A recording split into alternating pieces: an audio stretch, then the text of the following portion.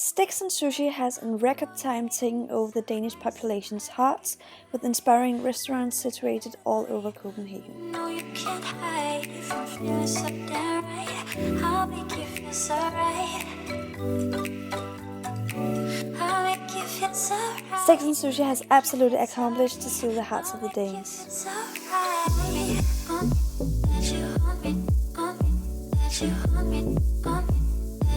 But will the successful restaurant chain be able to have a breakthrough in one of the toughest business metropolises in the world? We want to figure it out.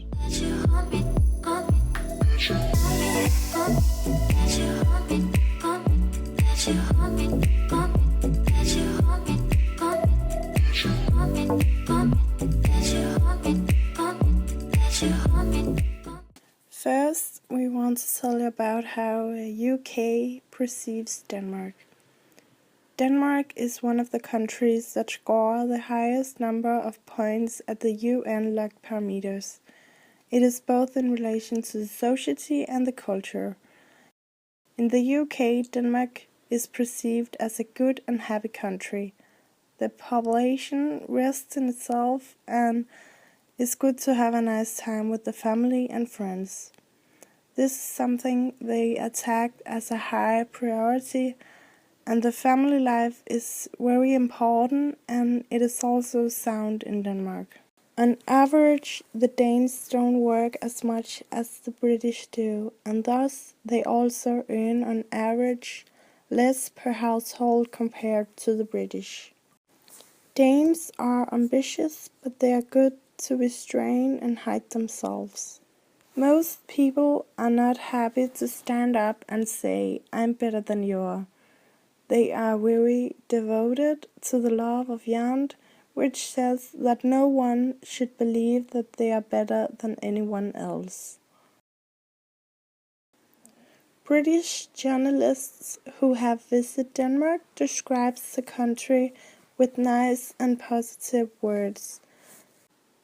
They experience courtesy and a lot of coziness. They describe Denmark as a reasonably wealthy country with mediocre service, medium-high taxes, and a very good standard of living. Additionally, there are no starving, no one gets cholera, and no one are tortured in relation to their faith.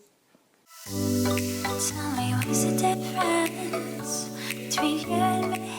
Sticks and Sushi was founded by Jens Rahbek Hansen, Thor Andersen, and Kim Rahbek Hansen, and opened their first restaurant on March 22 in 1994 in Nansensgade 59 in Copenhagen. In 2010, Sticks and Sushi had more than 400 employees, and in 2014, the number of employees has grown to about 600. The chain is managed by CEO Kim Rahbek Hansen and Project and Property Director Thor Andersen. Sticks and Sushi are in Denmark and United Kingdom. In Denmark, Sticks and Sushi only have restaurants in Copenhagen. Here they have 11 restaurants, and in the United Kingdom they have 5 restaurants, of which 4 of them are located in London. The company does not use money on advertising. They just did when they started up in London, but it was small items like banners and etc. They use mouth-to-mouth promotion, and an example of this can be when customers share their experiences with colleagues, family or friends. Sticks and Sushi do certain things to include Danishness of the company. The customers get a stone when they eat at Sticks and Sushi, and these stones are collected on Falster in Denmark, and afterwards they are sent to the various restaurants. In addition, the employees who are serving in the UK wear jerseys where it says the Danish words and the English words underneath. This is also to include the Danishness of the company. Sticks and Sushi have other things than just sushi, and that is not a general thing in sushi places in the UK. At Sticks and Sushi you can also get hot food as sticks, ribs, meat, etc. CSR is also something Sticks and Sushi uses. They take about 15 Danish crown for a bottle of water, and then the entire evening the bottle gets refilled. Of this money, a percentage goes to Cambodia so they, among other things, can get places of study and schools. When Sticks and Sushi opens up new places and thereby go into new markets, they examine the culture. An example could be that in UK they ate at other sushi places to see how people acted and how they were in relation to this industry. Sticks and Sushi are very focused on adapting their restaurants to the different cities where they are opening.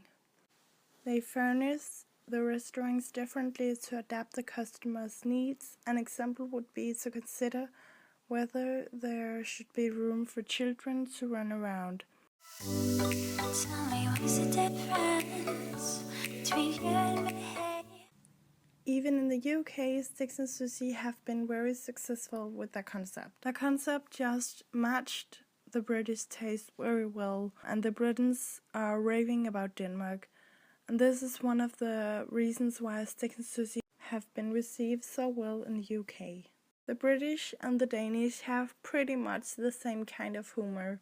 Many UK customers get a much more positive experience when they come into a Danish company with Danish initiatives, when the food and service is good and lives up to their expectations.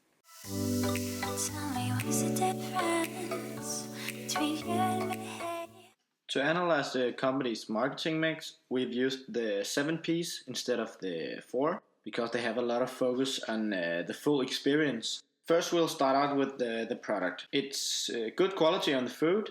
They use fresh commodities, and they're actually competing with the luxury and expensive places. They deliver higher class products, and there's something for everyone, even if you don't like sushi. The staff is kind and professional, and the environment is cool and modern with a relaxed atmosphere.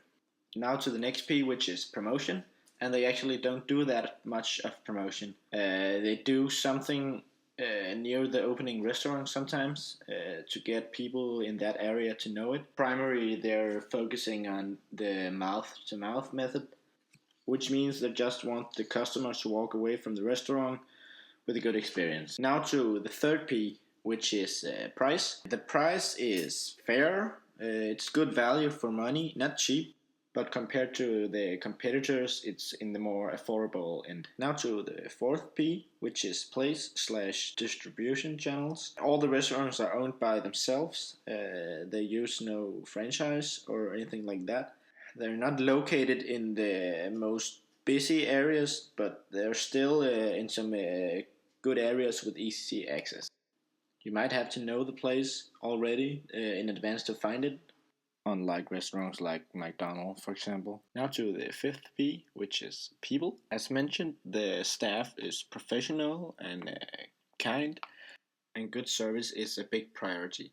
And they'll do anything to make the customer walk away happy. Besides that, they're often young and energetic, which provides an energetic atmosphere as well as the audience. Now to the sixth P, which is process. The food is always made on demand, which ensures the customers that it's always fresh, plus it'll taste better and there will be less waste. The food is being made relatively quick and they use professional chefs in the kitchen. Now to the seventh and last P, which is physical evidence. And I mentioned before a promotional gimmick on the table, which is a stone.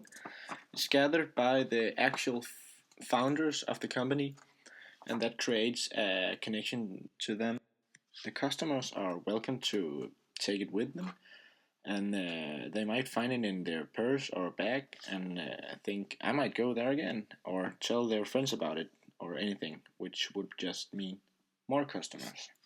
Tell me what's the difference between you and me?